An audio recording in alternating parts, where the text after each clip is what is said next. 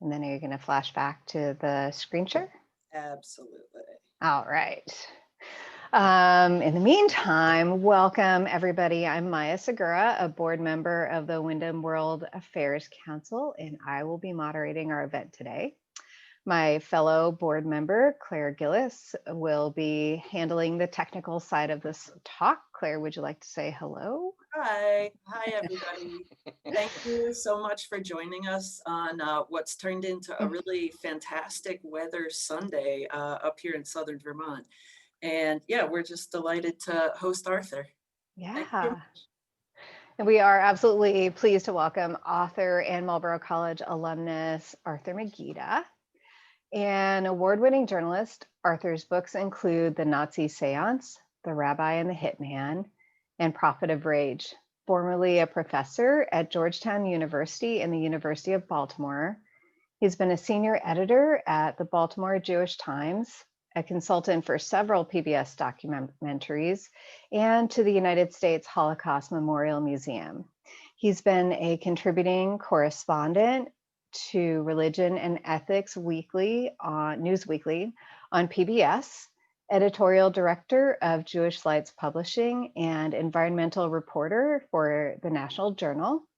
His writing has appeared in Newsweek, the Los Angeles Times, the Washington Post, the Houston Chronicle, the Baltimore Sun, Travel and Leisure, the Jerusalem Report, Tikkun, Boston Globe, Geo Islands, and Historic Preservation magazines.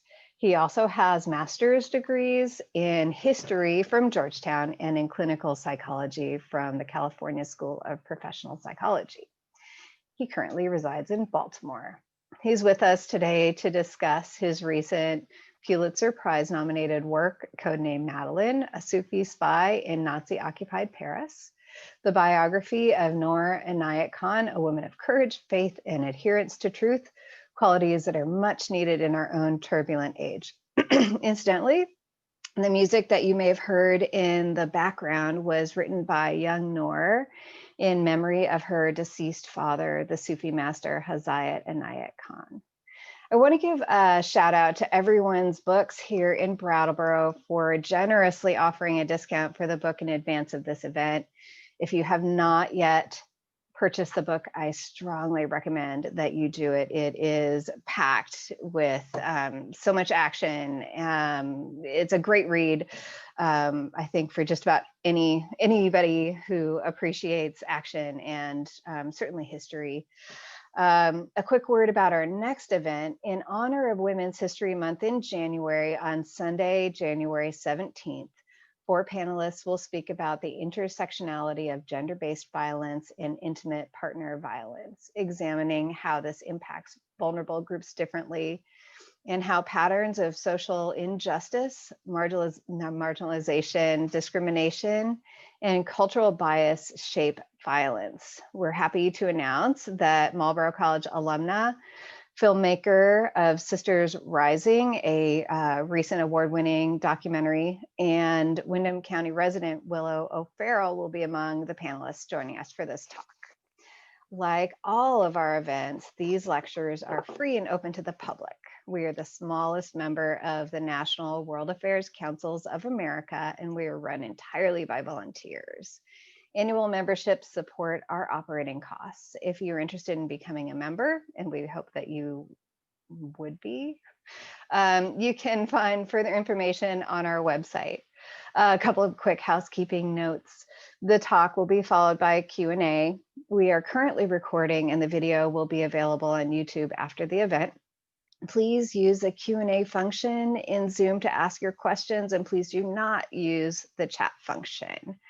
When you post your questions, feel free to include your name and where you're writing from so we know with whom we're speaking. And just depending on the type of questions that we receive, we may combine your question with somebody else's question. With that, I give you Arthur Magida. Happy Hanukkah, Arthur. Thank you so much for being with us. Thank you, Maya. And if you're a little closer, I'll invite you over for latkes. I am one of the world's dynamite latkes chefs. But you're far away, and I'm stuck here in Baltimore. Anyway, Maybe thank next you. Year. Yeah, next year in Jerusalem, next year in Baltimore. We'll see how it all works. I know. Anyway, thank you for the introduction. Claire, thank you for handling technology today. And Wyndham World Affairs Council, thank you very much for inviting me to speak today. And thank you even more broadly to the entire state of Vermont. In fact, one of the great pleasures about speaking today is that this is hosted by Vermonters whose unique state of mind, if you will, has always appealed to me.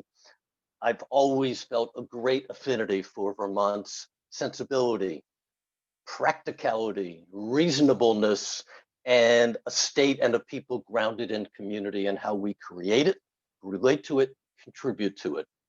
It's no accident that Vermont is leading the nation in responding to COVID. The only true response is communal. Communal and community define Vermont. Thank you, Vermont. Communal and community also define the young woman we will speak about today, Noor Inayat Khan.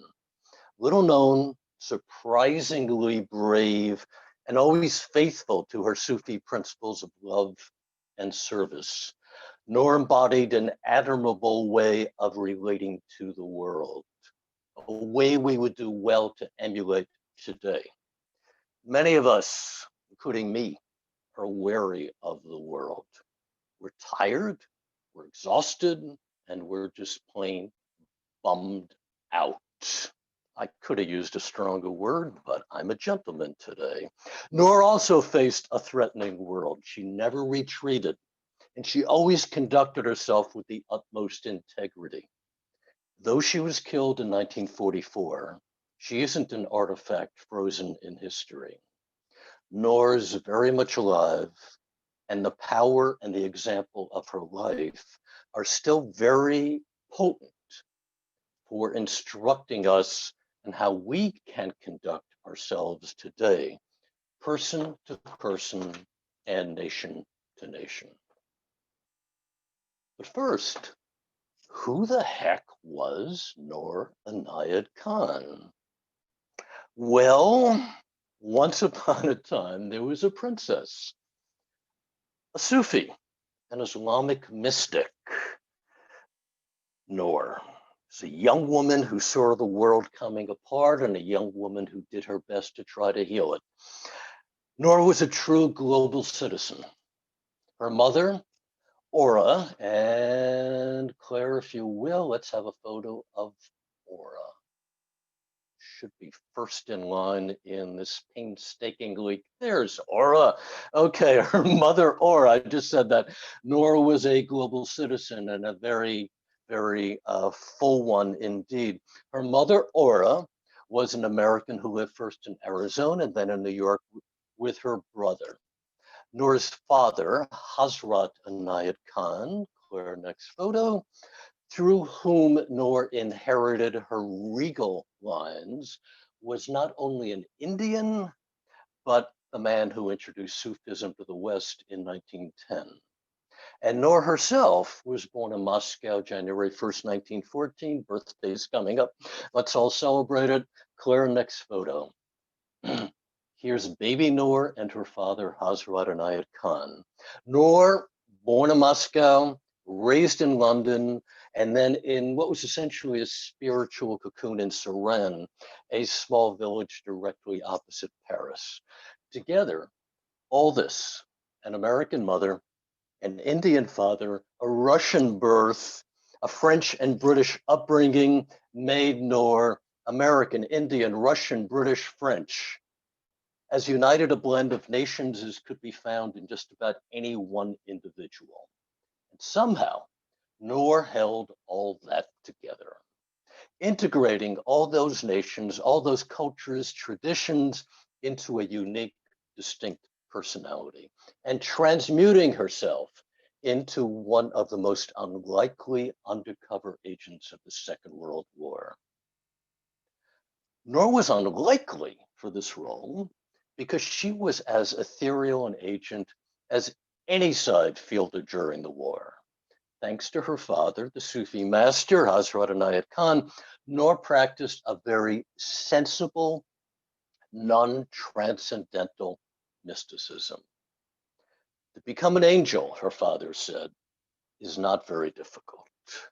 To live in the world, in all the difficulties, all the struggles of the world, and to be human at the same time, that is difficult.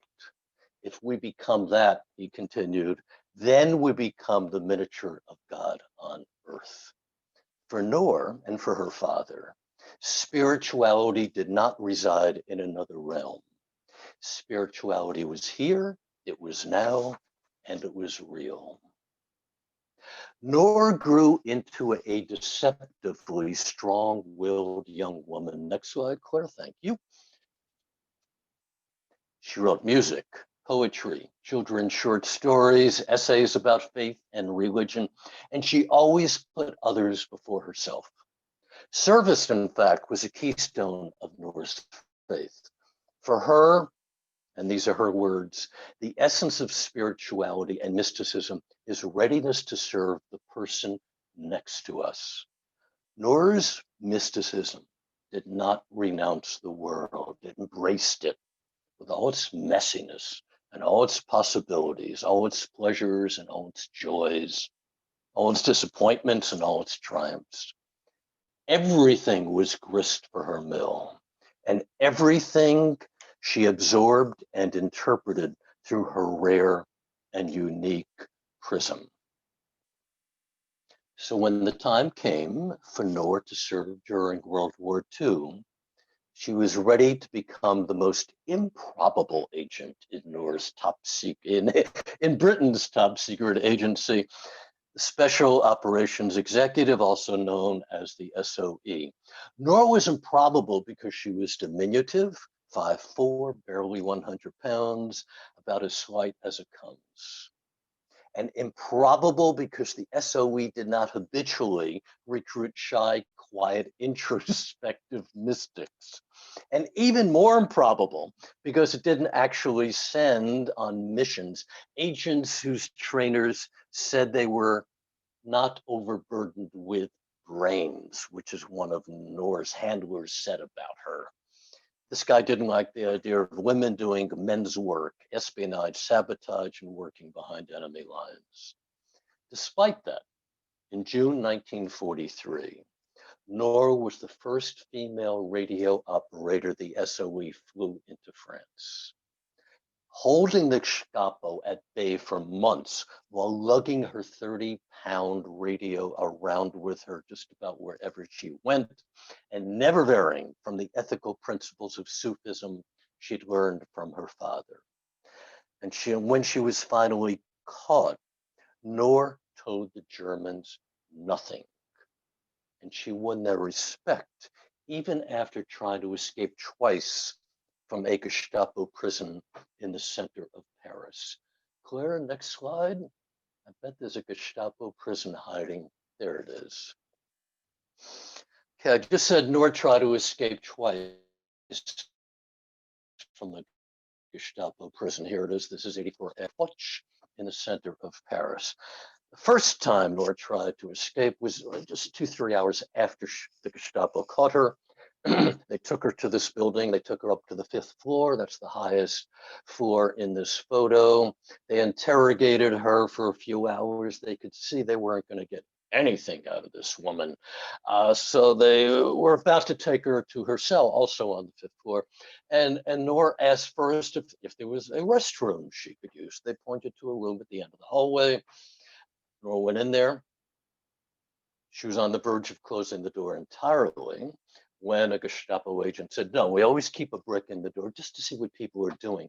Noor, improbably, because that was her nature, improbably insisted and very, very vociferously that the door be entirely closed and locked. Well, for some reason, the Gestapo acquiesced. Noor was able to close that door.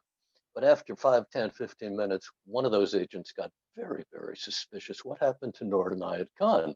And he opened a window just a little bit further down on that 5th floor, and he looked out, and he saw Noor balancing on the rain gutter. If you see just below the line of windows on that 5th floor, sort of a vertical line. That's the rain gutter that Noor was balanced on. He managed to talk her in. It was not very easy. She did not want to comply with the Gestapo. Most people did not want to comply with the Gestapo.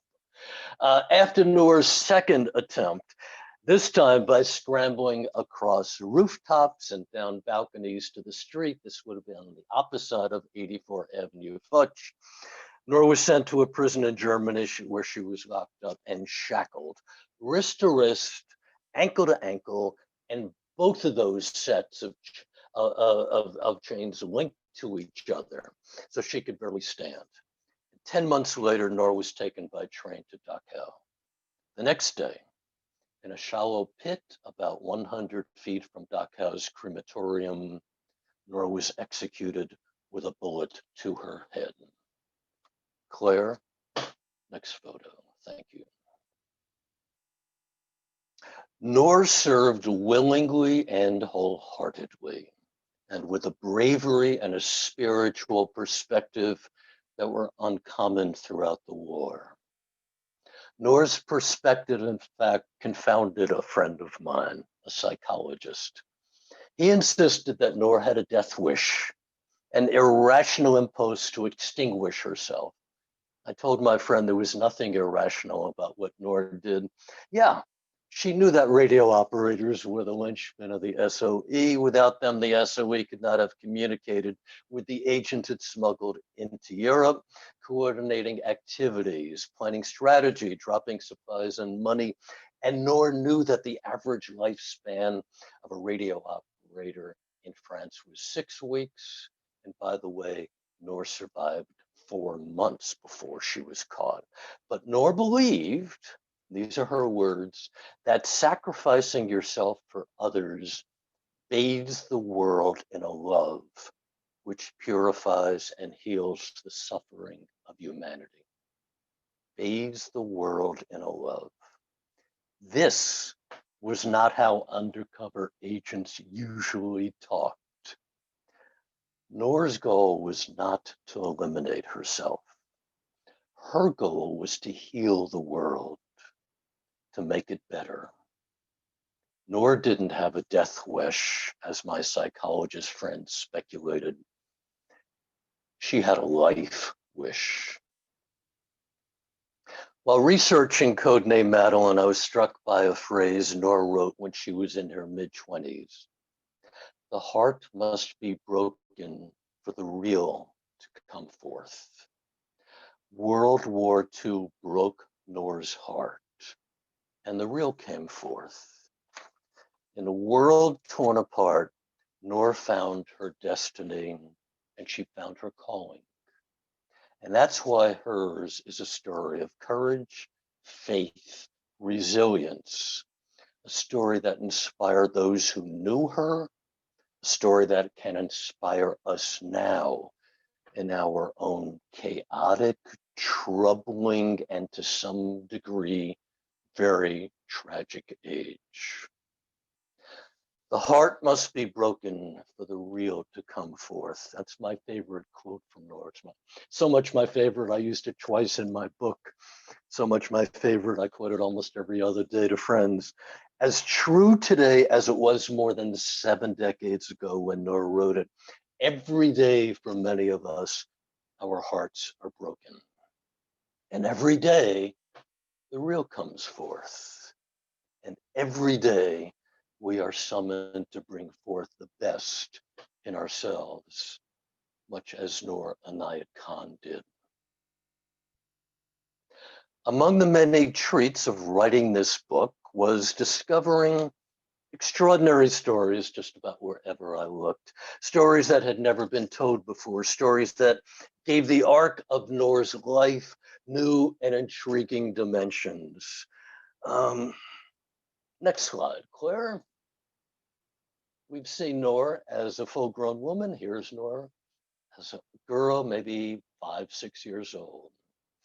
Well, I wanted to show that to you because around this time, Noor was attending kindergarten in England, in London. And in the course of my research, I was able to obtain access to Noor's report cards from kindergarten. I discovered that her talent for writing, for storytelling, was noticed as early as kindergarten. That's when Noor's teacher praised her for how well she, quote, listens and enjoys stories and can tell one herself. Other than that, Noor had some of the same faults as the rest of us, especially in kindergarten.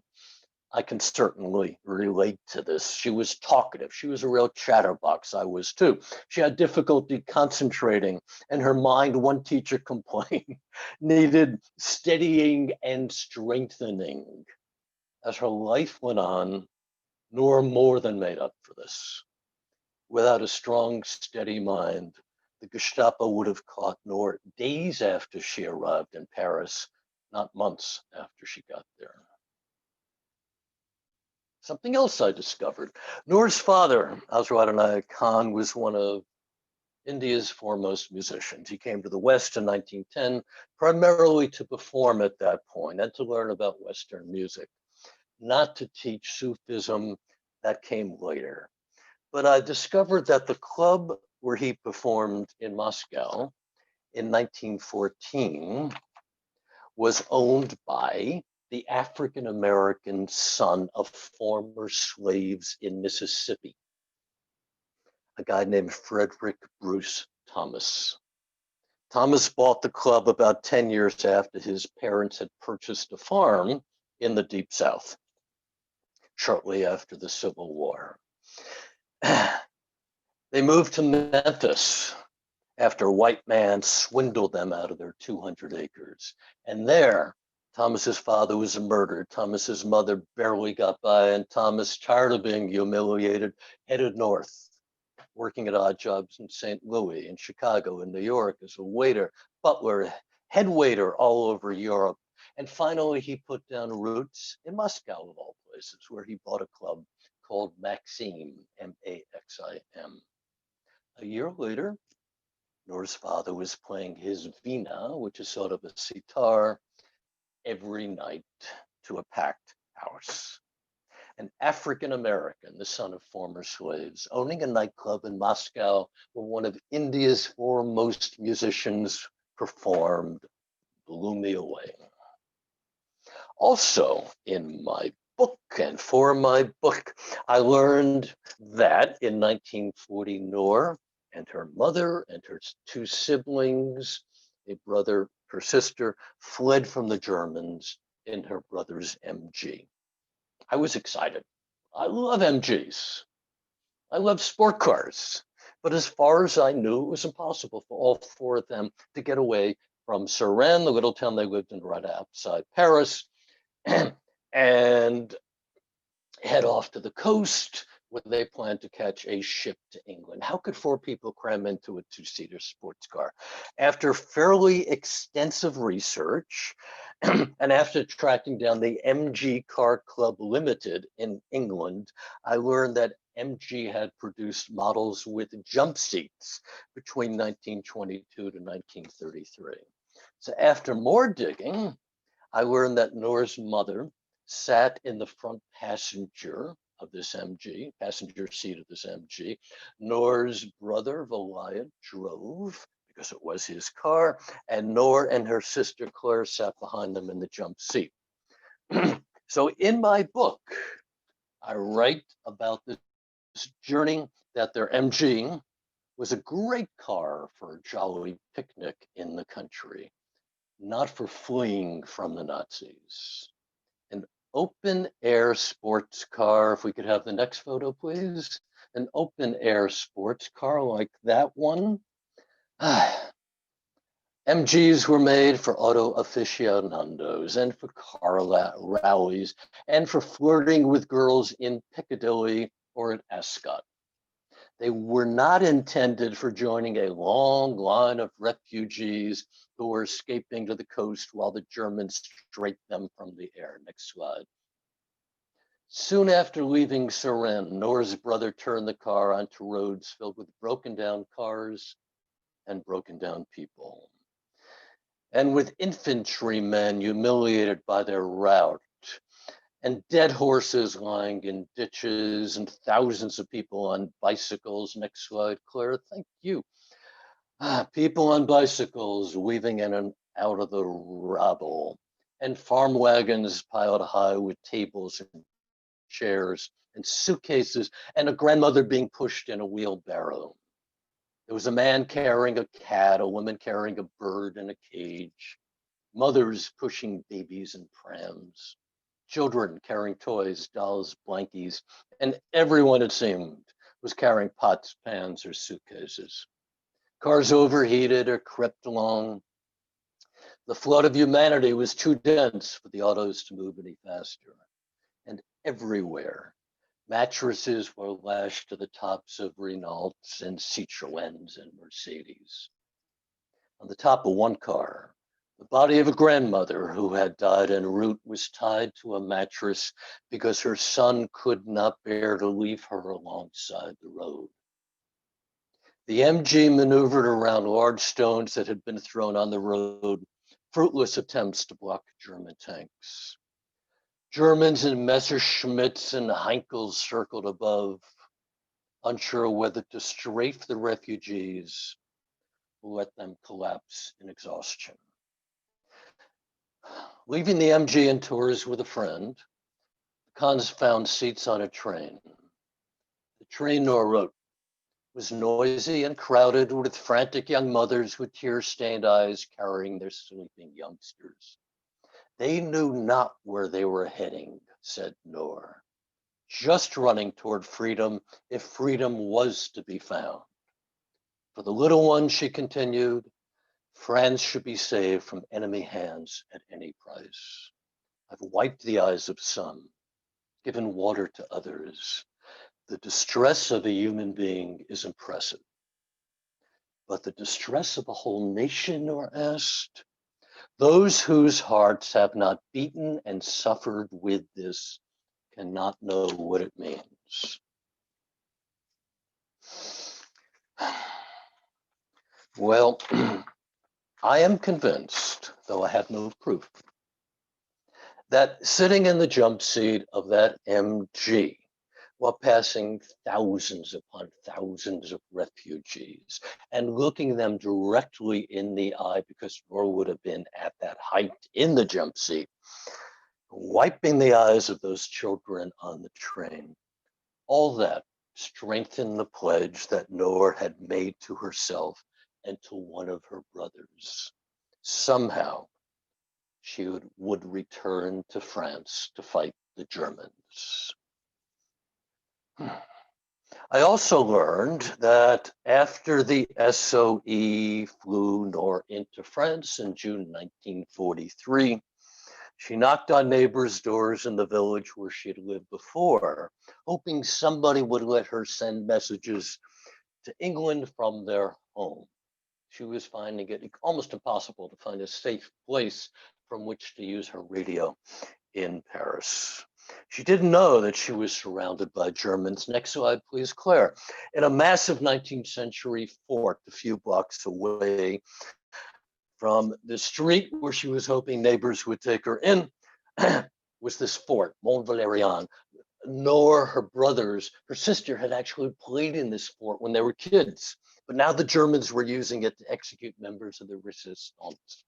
And that August in 1943, when Noor was begging neighbors to let her use her radio from their homes, Joseph Axelrod was executed in this fort, and Marcel Gouillon, and Jules Godfrey, and Jules Diane, and Michel Legois, and more.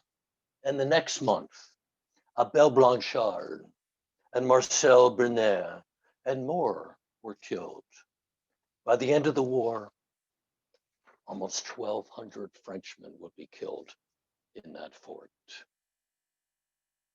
Noor also didn't know that every time she returned to the home, which did let her use it to send radio messages to London, she walked through a gauntlet of Germans. 33 Gestapo agents were living on that same block. 28 were living in Noor's family's home, which was right around the corner. More were living in 17 other homes a block away. Everywhere Noor walked, there were Germans. I also discovered that one of the stories we've heard about how the Allies conducted the war is a myth. War is perfect for myth making.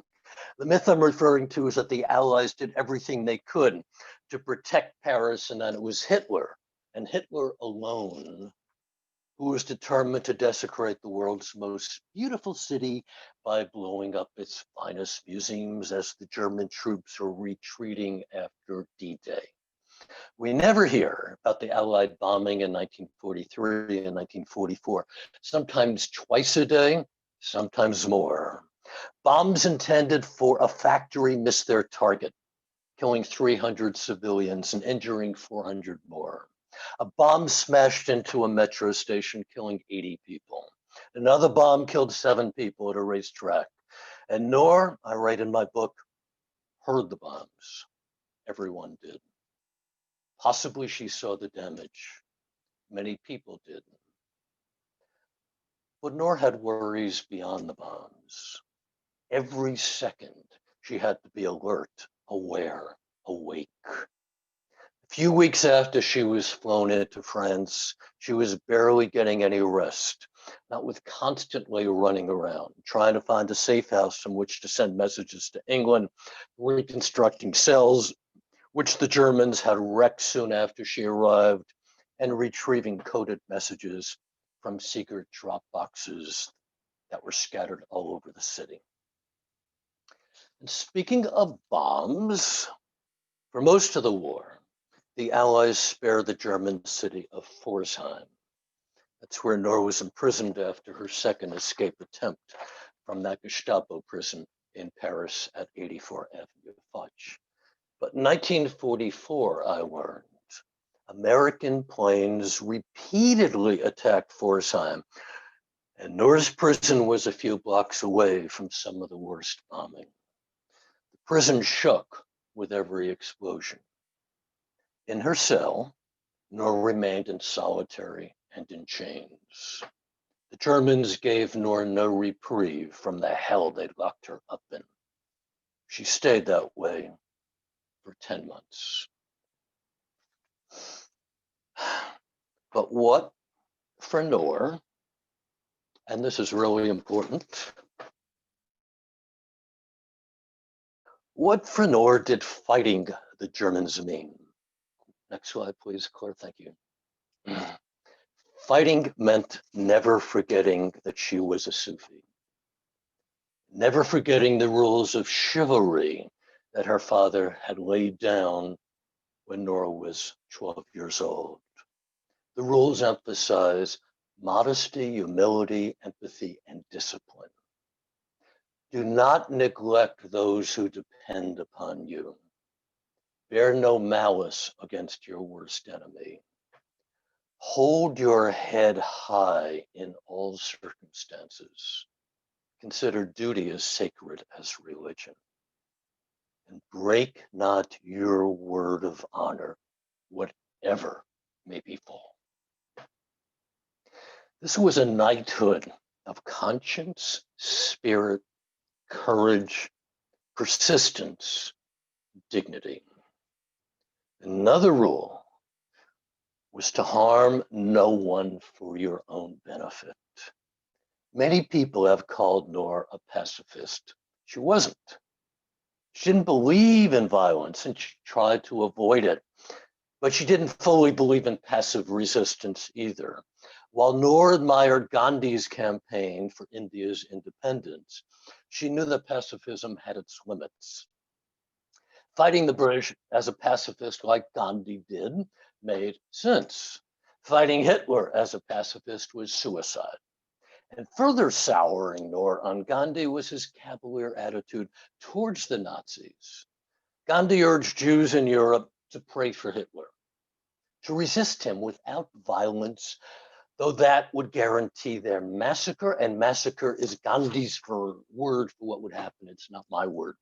And he urged the British to stop fighting Germany, though he knew that a Nazi victory would cost the English their lives and their homes. And he repeatedly offered to mediate between the Allies and Hitler, who Gandhi stated several times was not a bad man, nor knew Hitler was a bad man. And she knew how the Nazis were treating the Jews. Yet her infatuation with pacifism was sufficient for her brother to question if it would require her to remain neutral as the Germans were pouring into France in 1940. Can we just stand by and watch what the Nazis are doing? He asked his sister. If Nazis came to the door and took 20 people who they planned to kill, would you be an accomplice to their deaths if nonviolence stopped you from killing the Germans and preventing these deaths? Or couldn't stand by and watch. And that's why she jumped. So she ended up in the jump seat of her brother's MG, hoping somehow to get to England and from England back to France. Noor was ideal for the SOE, Special Operations Executive. She knew French, she knew France, she was intimately familiar with Paris and its immediate environs. She was brave, braver than she seemed when the SOE first recruited her. But to be a good agent, Noor was put in the position of possibly bending one of her father's cardinal principles: never lie.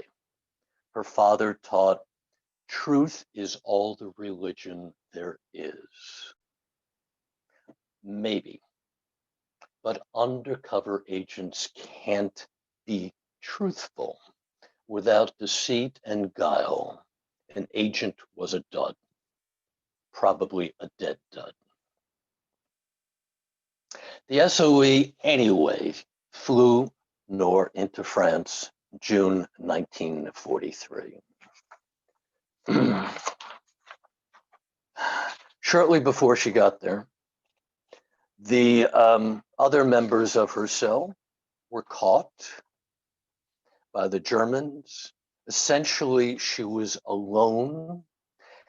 And really, that's when her true adventure began. And that's when she really began to encounter the cost of her mission. As I write in my book, Noor knew that we pay a price in life, the price we pay to receive life. If paying that price was not, as she said, the highest and most inconceivable joy, that was not a willing offering. Until the middle of 1943, June, when Noor was flown into France, the price she paid in life, the gift she'd offered to the world, to her friends, were mostly her music and her stories and her love for others. In Paris that summer, hiding and on the run from the Germans and alone, she began to more fully appreciate that the most profound gift was expressed in sacrifice. And most sacrifices, Noor believed, were relatively small, often involving wealth or material possessions. But the greatest sacrifice, she wrote, was the sacrifice of oneself. And the best, the truest sacrifice was for humanity.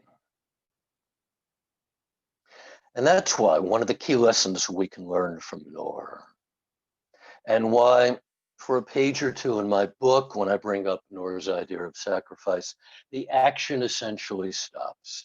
I want my readers like Noor to ask themselves, do we have courage? Are we willing to make sacrifices? Are we willing to make the final sacrifice, any kind of sacrifice? Well, I hope that's what my readers are doing when they get to that point in the book. I also wrote that Noor's father urged her to look at humanity without thinking they are German or English or French. They are all equally dear to the awakened soul. And to these souls, he wrote, Judgment Day does not come after death. For that soul, every day is a judgment day. Without thinking, they're German, English, or French deserves repeating and emphasis. Noor made no distinction between these. She wasn't fighting against the Germans. She wasn't fighting for the English or for the French. She was fighting for humanity. In Paris, Noor built new cells. She ensured that money and arms kept flowing to the resistance. She sent messages to London about German troop movements and which factories and airports should be bombed. Messages about the frequencies the Germans were using to communicate with their submarines, and much more. One of her messages, in fact, was indispensable to D-Day, which was still a year away. She asked London to send a plane to pick up 2 French agents. They had a map of German defenses in Brittany. 2 weeks before D-Day, 1944, 3 French paratroopers jumped into Brittany, teamed up with the resistance, dynamited petrol dumps, and destroyed most of the Nazis' communications in that entire region. This slowed down German troops desperate to get to Normandy on D-Day itself and stop the Allied soldiers who were pouring into France.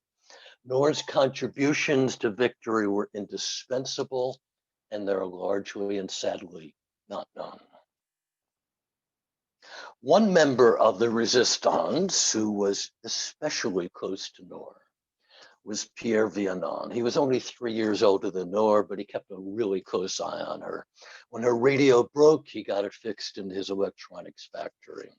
When she needed a place to send messages back to London, he let her use his apartment. And he thought fast when she needed to keep her cover hidden from Germans or from collaborators.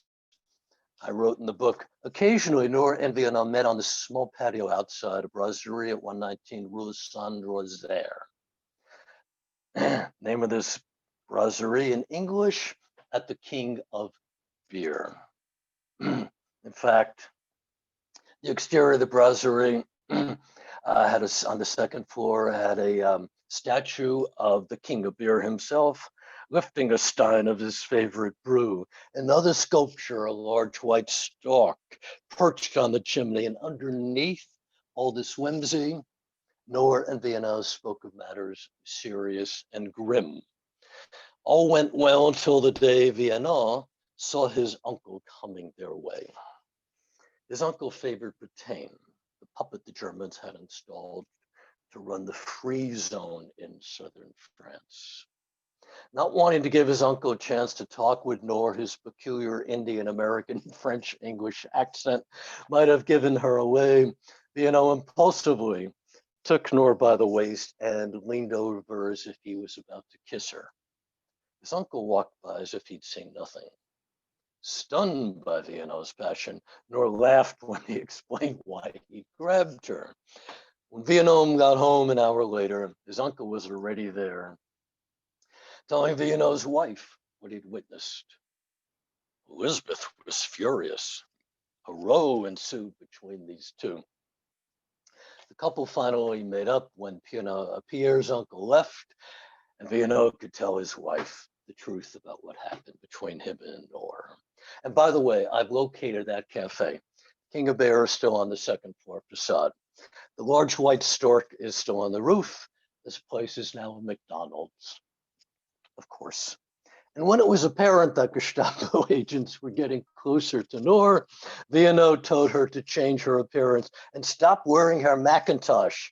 She'd been seen in it all over Paris. And to get her hair dyed a different color and get away from that blue that you wear every day, he told her. A friend of Noor, Vianon's, took Noor shopping and to a hairdresser. By the time they were done, I wrote in the book, Vianon almost didn't recognize her. Pleated skirt, broad brimmed hat, a tailored coat made her fashionable and chic. Her hair was a light brown, it complemented her eyes. It flowed, it rippled after the hairstylist had expertly applied lotions and shampoos. Vianon was pleased, but he had one problem. As before, everything Noor wore was blue. Even with the Germans closing in, Noor couldn't shake her habits. She liked blue. Not long before Noor's do-over, that didn't necessarily do her over, Nor defended a member of the resistance who others were saying had betrayed her to the Gestapo. I can't believe he would do it, Nor kept repeating. No, no, no. I didn't think he would do it. Not him. Definitely not him. And maybe, she said, maybe the resistance had acted like that because the Gestapo had threatened his wife. Maybe they threatened his young son. We don't know all that happened, Nor told her friends. We must not judge. Even while trying to stay one step ahead of the Gestapo, Noor remained a devout Sufi, a Sufi who did not judge. We cannot judge the action of another nor believe. We can only say, I must not do this. When we judge someone, we may easily be wrong, she claimed, nor refused to be wrong. Noor never lost her faith in her faith.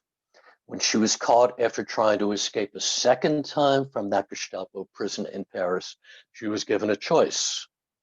If she gave her word of honor not to escape again, she could remain in that fairly comfortable prison. Noor couldn't do that. Her honor was sacred. Her honor was her bond. Her attachment to truth was also sacred. And as her father taught her, break not your word of honor, whatever may befall. By refusing to lie and by insisting on maintaining her honor, Noor became the first British agent to be sent to a prison in Germany, one of the few to be locked up under Hitler's night and fog decree. Night and fog prisoners were shorn of their names. They were confined in cold cells. They almost starved. The Nazis said that in the fog and in the night, prisoners would vanish without a trace. In a German prison, Noor would vanish. There were few details about how Noor handled her 10 months at Pforzheim,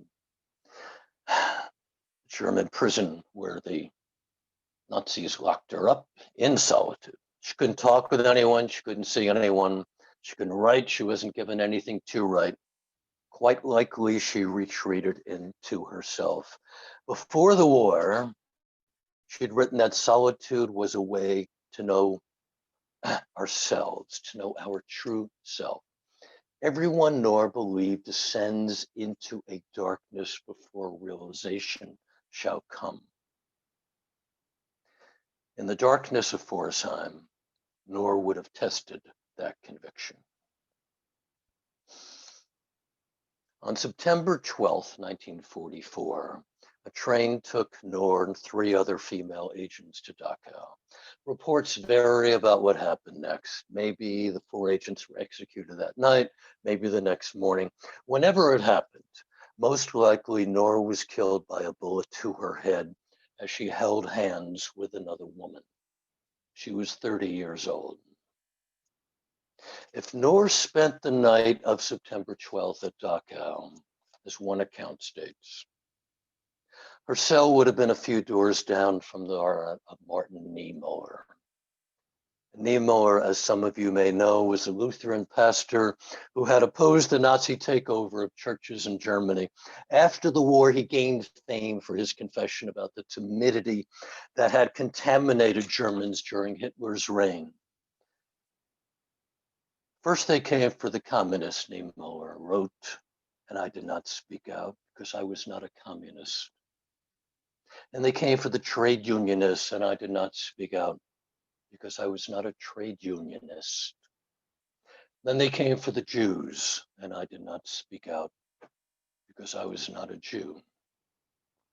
Then they came for me, and there was no one left to speak for me. At Dachau, no one spoke for Noor. The best stories sneak up on us out of nowhere.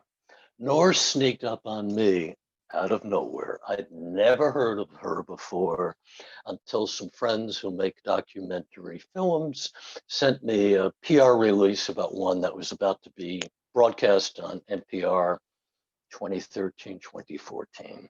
I read through it. Noor Inayat Khan's name was in the first paragraph. I shrugged that off. Had no idea who this woman was. The SOE, Special Operations Executive, was also mentioned in the first graph. Again, no dent in my head because I'd never heard of the SOE.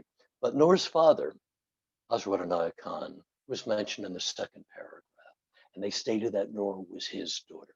At that point, I woke up because I was very familiar with Hazrat Inayat Khan and his teachings. And for Hazrat Inayat Khan's daughter to be a secret agent in Paris made absolutely no sense to me. And because it made no sense, I was completely and instantly riveted to this story. We had a preview of this film, Enemy of the Reich, at the university where I was then teaching. About 300 people showed up. It was a wonderful experience. But at that point, I was committed to write a book about Noor. I wrote to her nephew, Pirzia, asking for an interview. He heads the order, the Sufi order in the United States. We set up a date, but a week or two before I went to New Lebanon, New York, where he was then living. I emailed him if he knew of any Sufi teachings, any kind of teachings that may have sustained Noor while she was at that Forsheim prison. And he sent me a paragraph from the Bhagavad Gita, which he had heard had helped Noor. It was a nice paragraph. It was a wonderful verse. But I reached over to my bookshelf for my own copy of the Bhagavad Gita. I found that verse. I just wanted to compare translations. What I found very strange was that I had not opened my copy of the Bhagavad Gita for a very long time. And a very long time ago, I had put brackets and pencil around only one verse of the Gita. It was the same one that quite possibly had sustained Noor while she was at Forsheim. In the bonds of work, it states, I am free. The man who can see this truth in his work, he finds freedom. He's free from all bonds. His mind has found peace and wisdom, and his work is a holy sacrifice. The work of such a man is pure. If you're curious and you have a Bhagavad Gita handy, this is verse 4, 14, 23. It teaches that sacrificing yourself for others can lead to enlightenment, that work with no ego attached to it is liberating and freeing. And this was the essence of Noor's character: love, selflessness, sacrifice. 2 weeks later, I went to New Lebanon, New York. I had my Bhagavad Gita with me. Halfway through the interview with Pirzia, I pulled it out of my backpack. I finally found the page with that verse. I thought he would get a kick out of seeing what I did with a pencil 2-3 decades ago. As I was about to hand it to him, I noticed that not only a long time ago had I put brackets around the verse, I had also written selfless action, which is what this verse is about, equals liberty. It liberates you. Selfless action equals liberty. I then handed it to Pirzia, and he almost shrugged and said, well, of course, because Noor's last word at Dachau before she was killed was liberty. You can make of that story what you wish. It's beyond my interpretation. Researching this book took me to France and Germany and England, to archives and churches and convents, to a death camp, to Sufi retreats, to Noor's family's home near Paris, to elementary schools where students had done lengthy projects on Noor, and to the town where Noor lived before the war, which now has a street and a school named after her. And everywhere I went, people were eager to talk about Noor. That was released from some of my other books, which too often were about bad guys or shady guys or guys with incredibly bad judgment. A book about a rabbi who hired a hitman to kill his wife. A book about an enormously successful Jewish mind reader who stupidly got too close to some of the top Nazis of Berlin in the 1930s. A book about the head of the Nation of Islam, Louis Farrakhan, who has made some highly inflammatory statements about Jews and whites and about many African Americans. These aren't guys you want to hang around with too much. But immersing myself into the life of a good person and not those rascals was a completely different experience, a refreshing experience. Those guys were cautionary tales. They represent what we should not do in life, nor models how we should behave, especially how we should behave toward each other. Her influence was surprising, and looking back in time, it was probably inevitable because I was so immersed with her. Noor, in fact, made me a better person. At some point while writing the book, I profusely thanked someone who had done me a small, minor favor. And that's enough, she said. What's the matter with you? Oh, I said to her, you're right, but Noor's made me a better person, a kinder person, a more thoughtful person, and I want to thank you. And I want to thank you profusely. And I did. I kept on going like that, probably to this other person's irritation. Another time, I was irked at someone who hadn't done what I'd asked her to do, even though I was sure she would have benefited from it. For 2 days, I didn't talk with her. And I kicked myself. If Noor could forgive a member of the resistance who other resistance were sure had betrayed her to the Germans. Remember she said, don't judge, don't judge. Then I could forgive my friend for the smallest of infractions. And I did. So given Noor's slow and steady influence on me, most of which I was not aware of when it occurred, I should not have been surprised when I went to Noor's family's home the first of 3, 4 visits. A friend had given me a verse from the Quran, basically a prayer for the dead. She wanted me to read this at a place that I thought was most appropriate on my journey. I was taken into Noor's family's home, was shown into a room they called the Oriental Room. This is actually where Noor had a very crucial conversation with her brother about whether they should stay or flee the Germans and fight the Germans in someplace. There was a small table with sort of a shrine, an altar to Noor with photos of her. I took the prayer my friend had given me out of my backpack. I approached the photos, and I'm not the kind of fellow who falls on his knees. As I got closer, I fell on my knees, and with this prayer held in both hands, I said it directly to the photos of Noor, completely with no sense of being awkward or being improper. This felt like the absolutely spontaneous thing to do. Well, one of the glories of working on this story is finding people who responded much as I did. There was a 3rd grader in a school in France. The school is named after Noor. And when I asked the class what they had learned from Noor, there was a little kid directly in front of me, began waving his arms like crazy.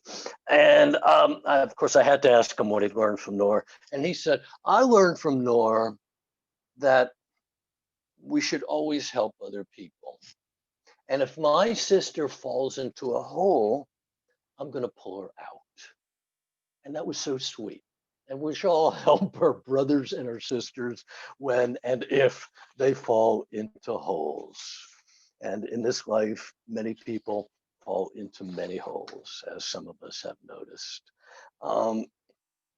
I've also learned while working on this book that we can apply Noor's lesson to many, many aspects of our conduct, wherever it happens, whenever it happens.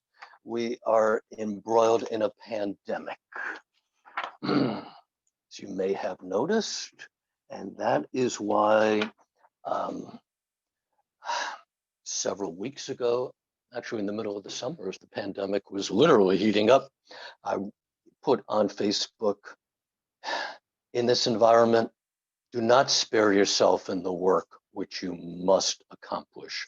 Hold your ideal high in all circumstances. I would like all of us to hold our head high. I learned that in our age of runaway mendacity, Noor's adherence to truth is an indispensable reminder of the power of honesty. Truth, Noor believed, is all the religion there is. It is truth which will save us. It should be sculpted on every building in Washington and every building everywhere. In our age of expediency and moral compromise, Noor's devotion to honor is a lesson in fortitude and tenacity. Her honor was sacred to her. She refused to violate it, even to avoid being sent from a comfortable prison in Paris to a hellhole in Germany. In our age of political timidity and calculation, Noor's constancy and fearlessness are a needed compass for now. We better ourselves, she said, by rising to the challenges of life. We experience joy, her word, by helping others, by sacrificing ourselves for them. So I met that little kid in that school. I learned about the power of truth. I learned about the joy of sacrifice. And I learned how a Catholic mother superior at the convent, which is immediately adjacent to Dachau, relates to her. A friend had told me that this mother superior has a photograph of Noor on her desk at the convent. Can we have the next slide, please, Claire? Thank you very much. There, back to Dachau, by the way. And I did a 45-minute interview with this mother superior. And during that interview, I glanced at the crucifix that was right next to where we were sitting. I said to her, I'm sure you pray to Jesus. I'm sure you pray for Jesus. Do you pray for Noor? No, she said, I pray with Noor. And I also met Mary, Noor's 88-year-old sister-in-law. What, I asked Mary when I interviewed her, what was in Noor's nature that led her from believing in fairies and writing numerous poems about them all the way up into her teens to resisting the Nazis and then trying to escape twice from a heavily guarded prison in Paris? Mary paused for a moment and then she looked directly into my eyes and said, Noor always believed in the unbelievable. And that may be the ultimate lesson from Noor. We should always believe in the unbelievable, in the far-fetched and the good, in our incredible capacity for courage, and in our unquenched quest for truth, for wisdom, and for ourselves. For we are more than what we seem, and the world is more than what we see. And even the most unlikely of us can make the most improbable of differences in the short time allotted to us on this earth, even if, as Noor said, our hearts are broken. At that juncture, Noor was sure, as am I, the real comes forth and our real work begins. Our hearts have broken enough in 2020. As we move forward, let us all engage in what Judaism calls tikkun olam, repairing the world. This is no different than how Noor and her father lived their lives. We must not turn our backs on life, they said. Life is a struggle, and we must be ready to struggle. Let the struggle begin. Thank you very much.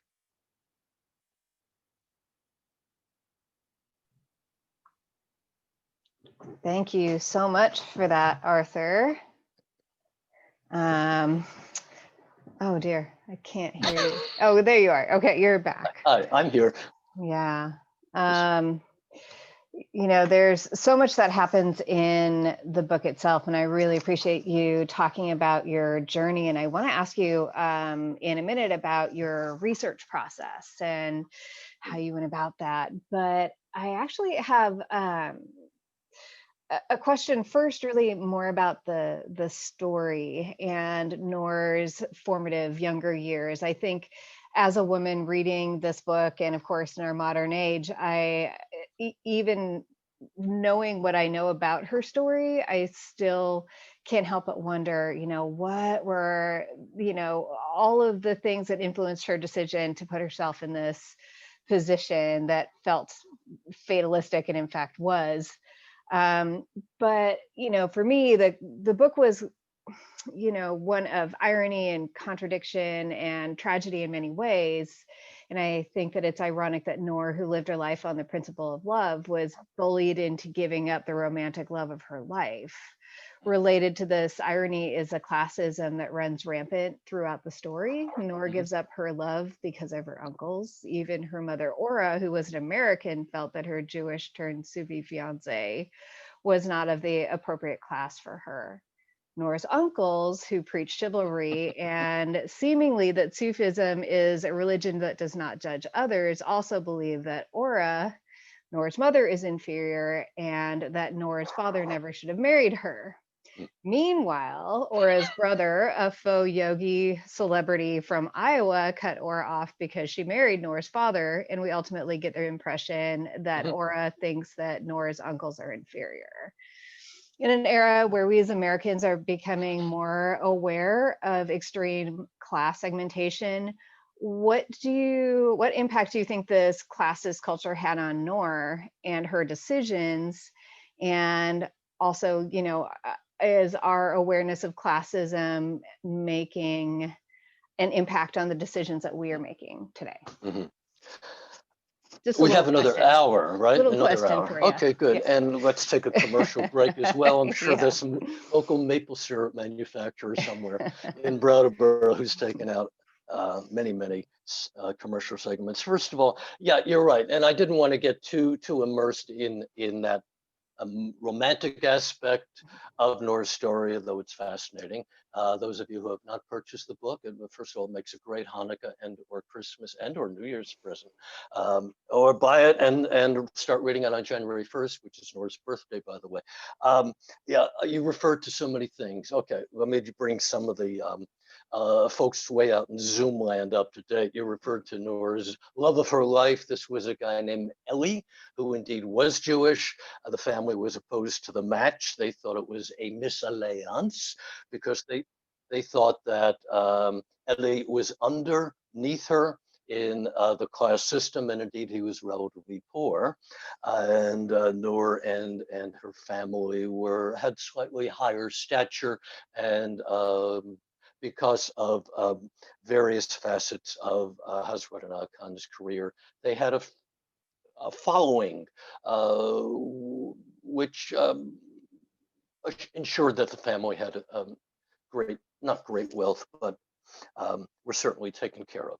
So Azim, as he became known because he was, and finally in the mid-30s converted to Sufism, he indeed courted Noor the best he could, and Vilayat Noor's brother tried to split them up the best he could, and every summer Noor and Vilayat would go on long vacations, and really the prime purpose of that was for Vilayat to attempt to convince Noor never to see this fellow again.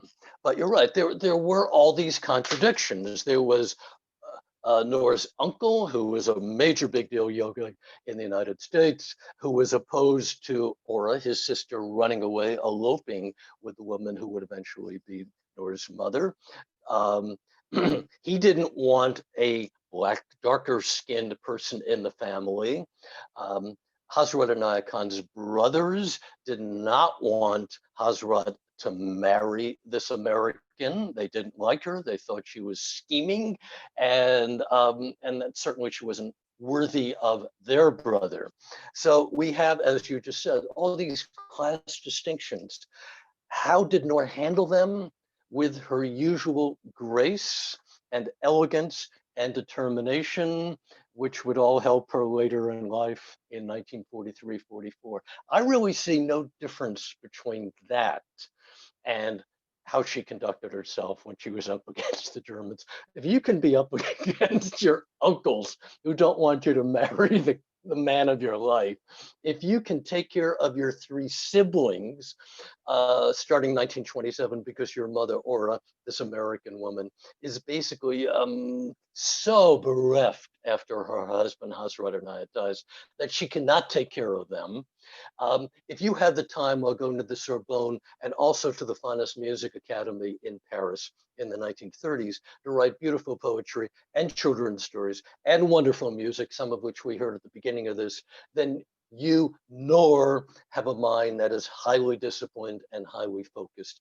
And while we're on Noor, just 1 second, although I know we've been on Noor quite a bit, I'm often asked whether Noor was the wrong person for the SOE to send to France in June 43. And I'm always amazed that anybody would ask that. I believe she was more than the right person. I believe in a sense she was almost born to do this.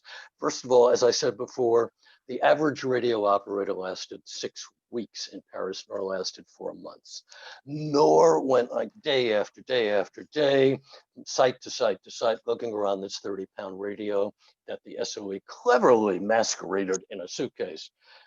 That required so much stamina, so much energy, psychic and or otherwise. And there is a wonderful phrase in the Quran 2:33, those of you who like to look up texts and verses, no soul is tasked beyond its capacity.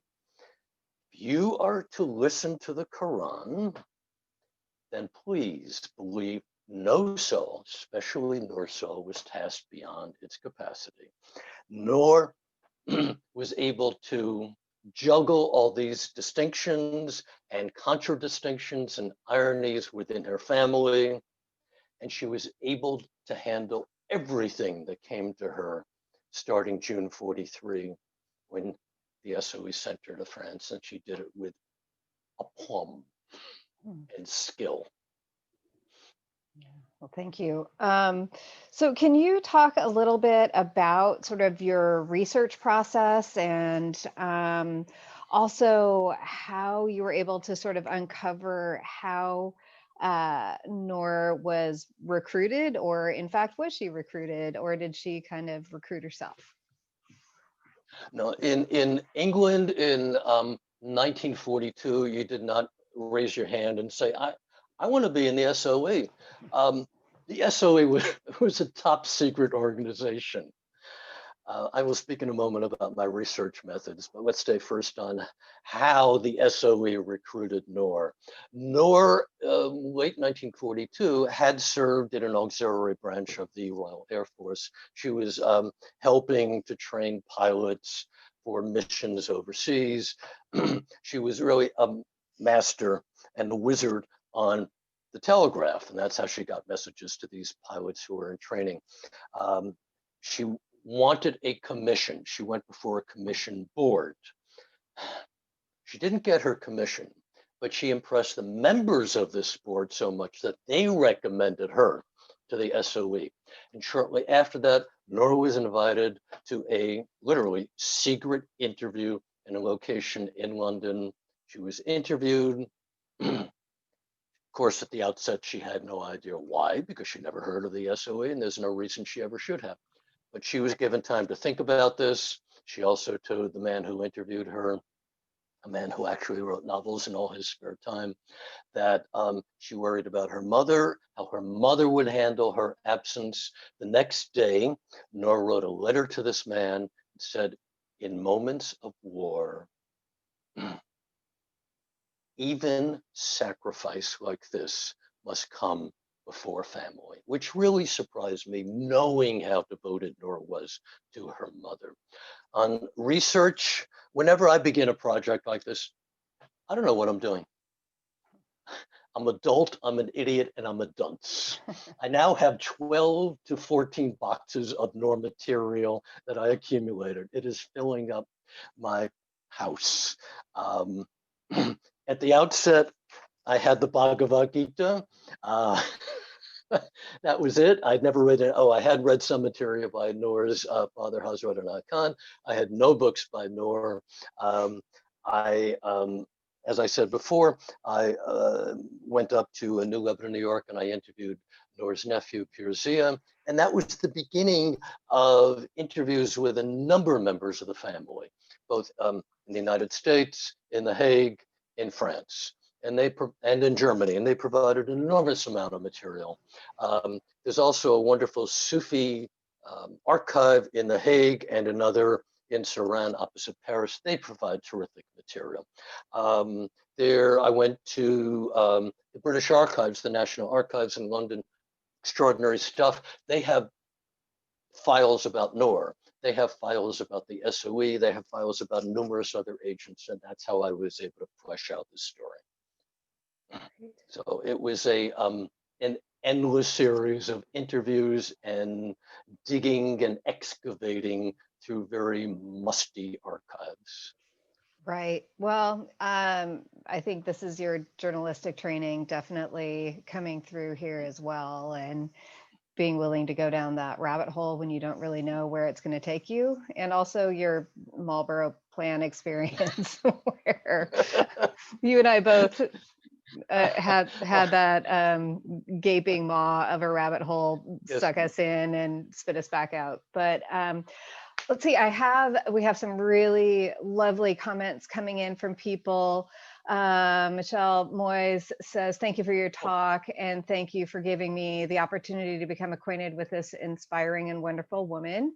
I feel especially close to Noor's story, having lived my early years in France during the Nazi occupation under the Vichy occupation. So that's incredible. Can I interject one thing? Yes. Real quickly, I promise.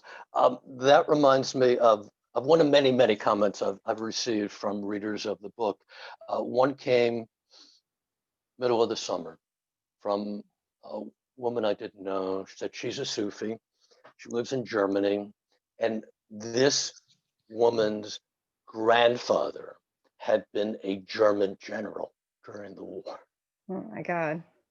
He had been one of the German high-ranking military who had conspired against Hitler for the July 20th, 1944 attempt on Hitler's life. He was summarily killed after that. But this woman wrote me from Germany that if her grandfather had known about Noor, he would have loved Noor. The comments that come in are phenomenal and heartwarming and heart-shattering. Sure. Well, Peter Reed from the Bronx in New York says, I was really interested in the idea of non-transcendental mysticism. Can you please elaborate on that, since it sounds like a paradox, which is kind of a theme. Peter from the Bronx. Do you know J-Lo from the Bronx? Come on. Peter, do you know Arthur from the Bronx? I bet you don't. But I am originally from the Bronx. No, there's absolutely nothing contradictory about non-transcendental mysticism.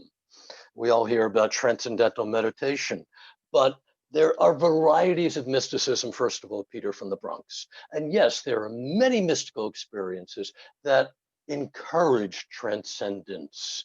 And there are many that encourage you to move. You're from the Bronx. I don't know if you're still there. There are many that encourage you, maybe not to move to a cave in the Himalayas, but maybe to your rooftop in the Bronx and meditate there. But there are other varieties of meditation, and I'm saying one is better than the other, but there are other varieties of meditation that ask that we remain right here with whatever lessons we have learned from possible transcendence. It is that transcendence that imbues love, that imbues compassion. It is that transcendence that makes us aware of the community around us. It is that transcendence that allows us to do what Noor's father asked that we do. Spirituality, he said, is serving those next to us. It's not getting away from those next to us, although some days that would be damn tempting. It's serving them. There is a Buddhist meditation group in Washington, IMCW, Insight Meditation of, ICMW, Insight Meditation Center of Washington. You can look it up on Google. And I go there, used to go there before the pandemic. And one of their of their teachings is to be involved with the world. Don't stay away from it. We're all in the world. They have a site called Off the Pillow.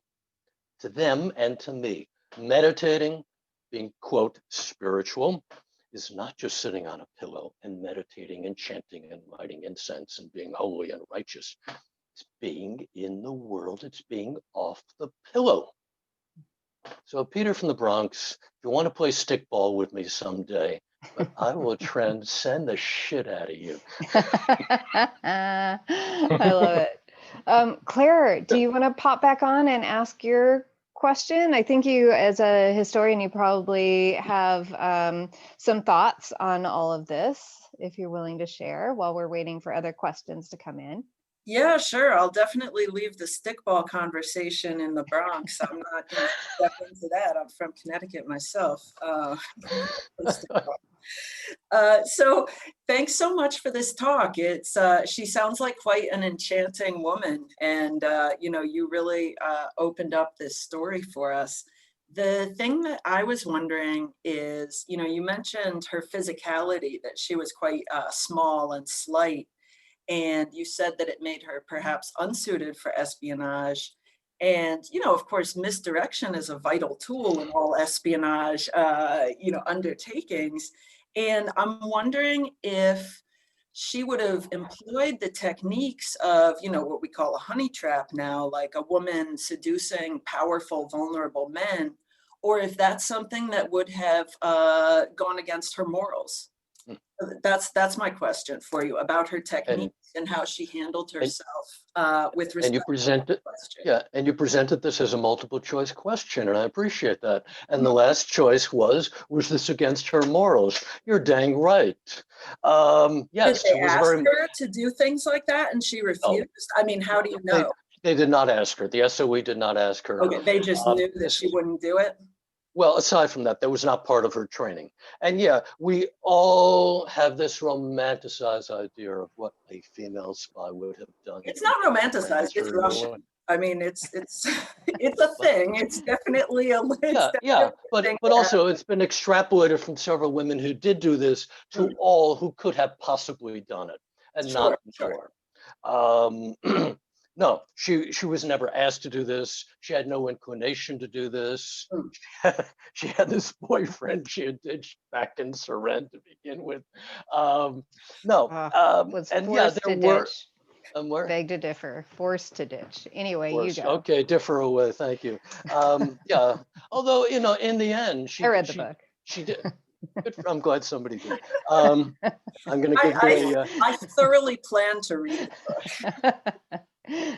Okay. No, she on the notion of misdirection, there were sort of two schools of that in the SOE. One was you send the least conspicuous person to France or any other place where they had agents.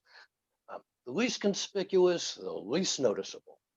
And a lot of people they sent over to France were extremely non-conspicuous. There were others like Noor who were beautiful. Noor was just a little bit more conspicuous than some of those lovely women because her skin was slightly darker than the others, because she had this really peculiar accent gained from an American mother and an Indian father, and living for a while in England and living for most of her life in France. You put all that together, and Noor possibly was the most unlikely person they ever should have sent there. And yeah, she was very slight, and that certainly could not have helped her during the 4 months that she was dragging around this 30-pound radio. And yet she endured and she persisted. And that's another reason why I'm constantly in awe of this woman. And we have suitcases on wheels now.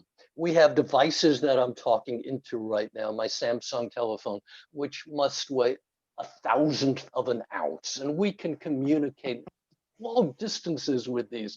Noor's had 30 pounds, and on top of that, whenever she needed to send a message to England or whenever she needed to receive one, she had to find a place where she could stretch a 70-pound antenna. That further put her life in danger.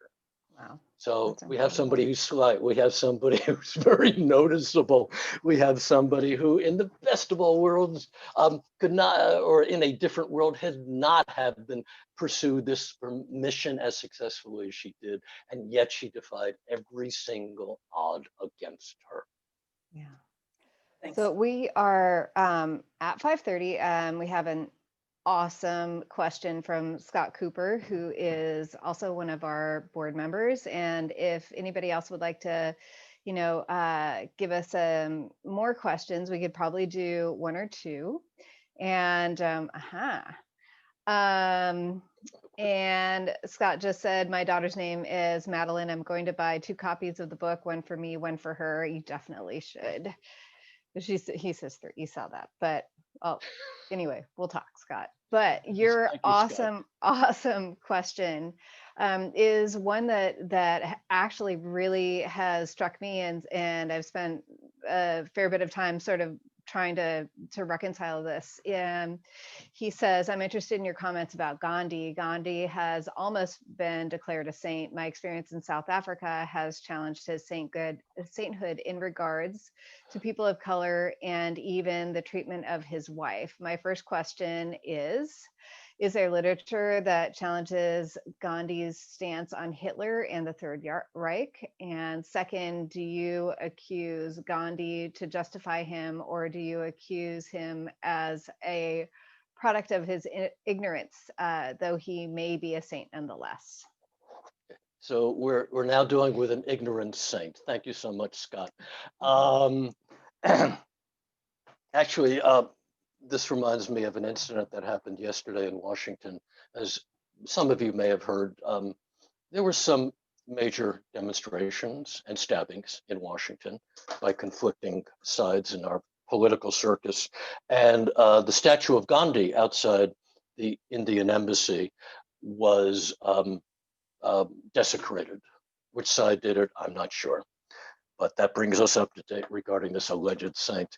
I do not know of a specific book that addresses Gandhi's approach towards the Nazis. I have maybe a page and a half, 2 pages in my book related to Gandhi. And like many people, I had always been impressed with him.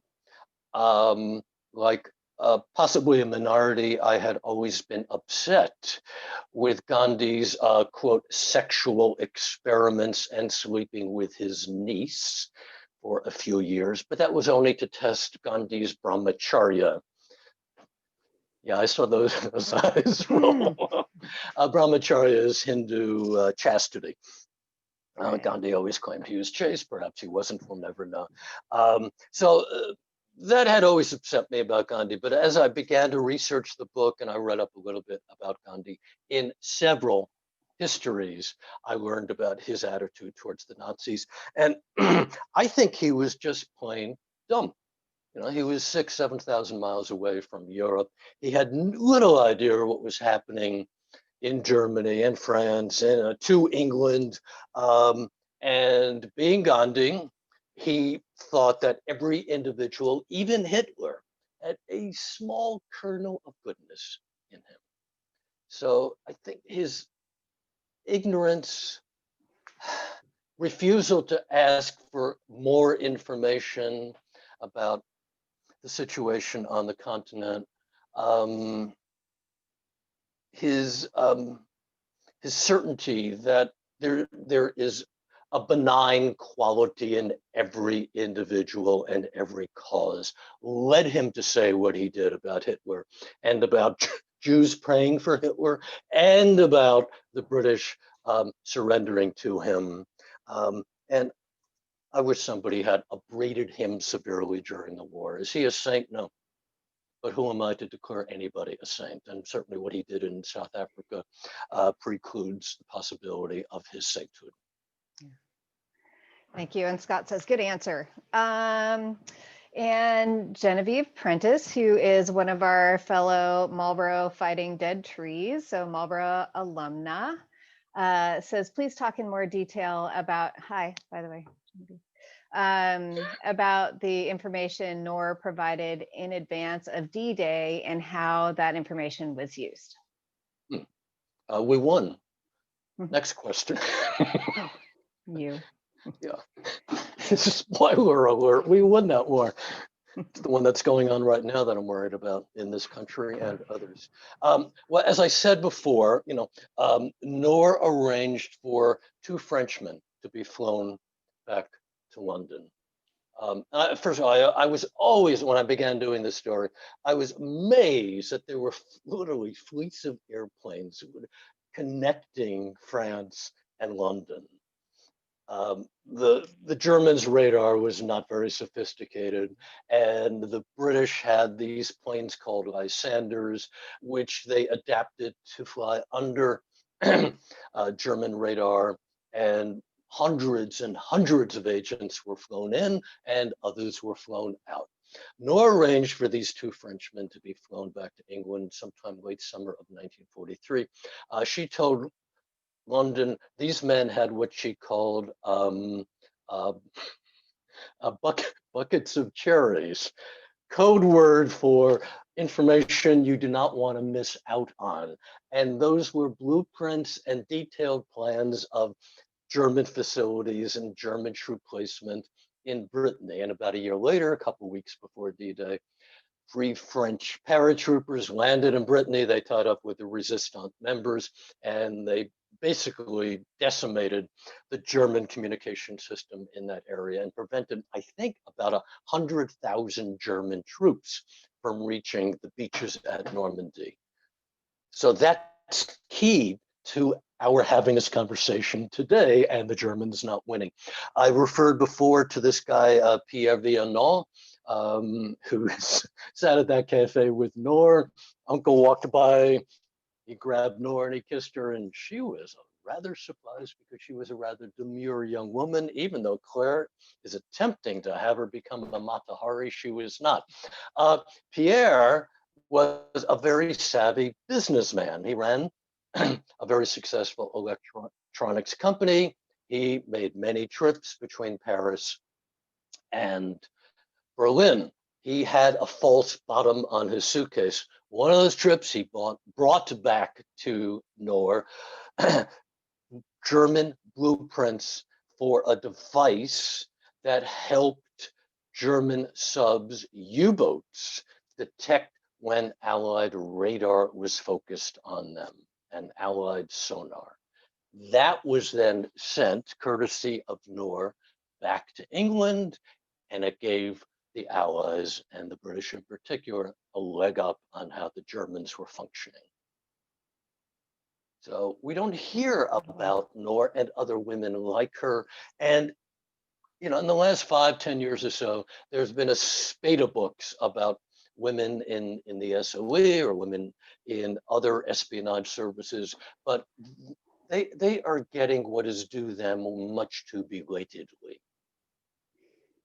That's great. Laredo Messina has at first, Genevieve says, thank you. And Laredo says, Norman Finkelstein wrote What Gandhi Says. You can find it here. And there's a link, and I will go ahead and put that into chat if folks want to go ahead and follow up on that.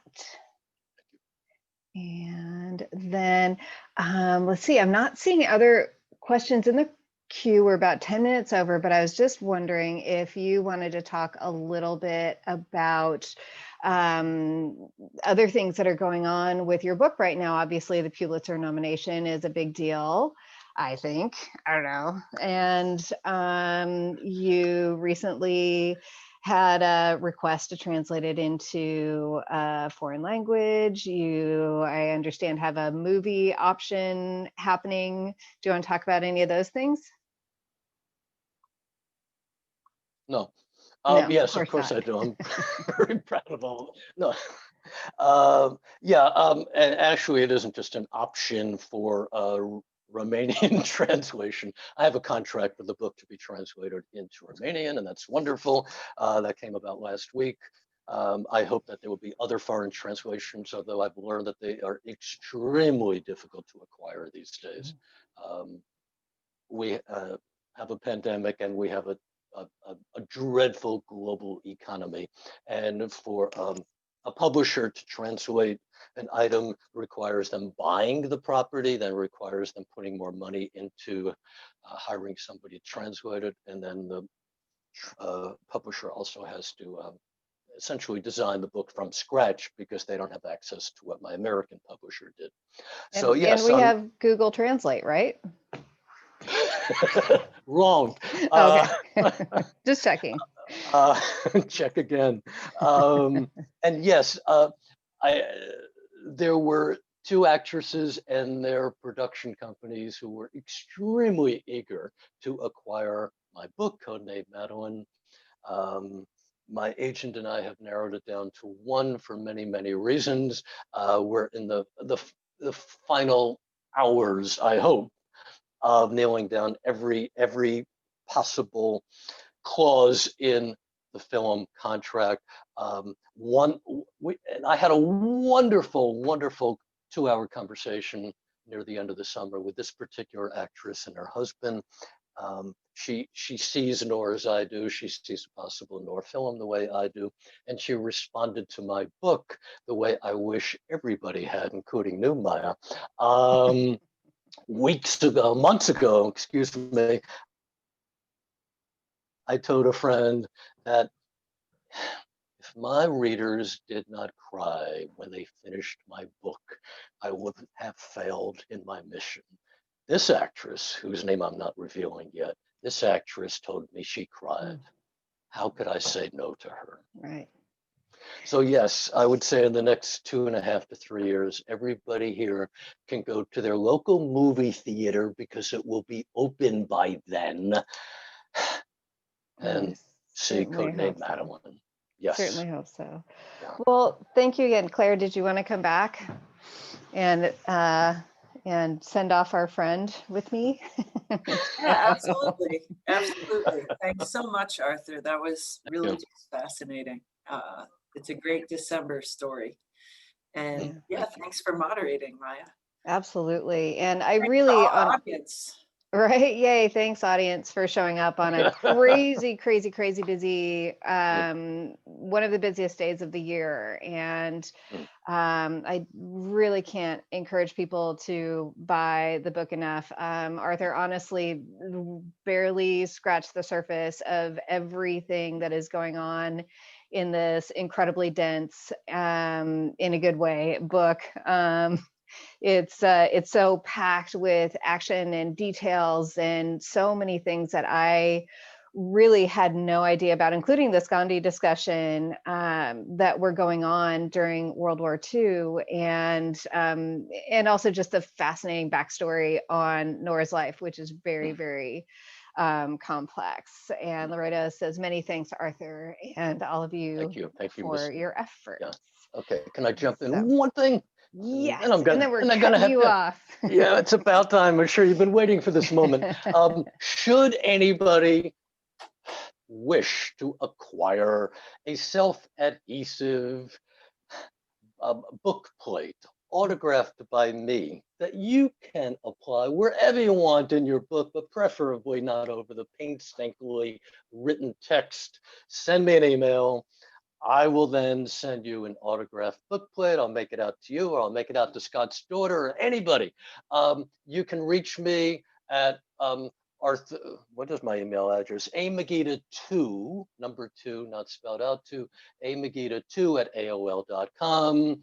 You can go through my website and reach me there. It's www.arthurmagida.com. But autographed book plates available to all. Look, no, that's wrong. Magida 2, number 2. Got it. Well, good. And we'll make sure that we get your email address out to folks as well. So, well, thank you again. And everyone, please take care out there. And let me just, yep, great. And Claire just included Arthur's email address in chat. And all right, well, everybody take care, and let's reach for that light in 2021. So, okay, take care. Thanks so much. Bye-bye. Thank you. Bye-bye.